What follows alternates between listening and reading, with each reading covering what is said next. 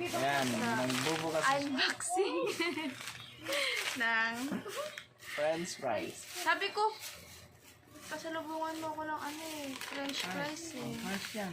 Ano yung binigay niya sa akin? Potato fries.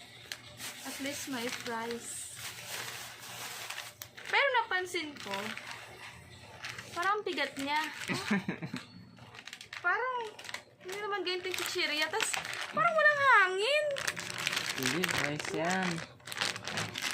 Diba, kapag bumili ka sa tindahan, lobo yung hangin din eh, parang ganoon. Kaya pala walang hangin kasi nakatip sa likod. Nakatip sa Hindi, ano yan, baka sa production nila. Expect ko Jollibee na fries eh. Ano, buksan natin. Buksan ka na? Yung ano, bubuksan mo na daw. Sa!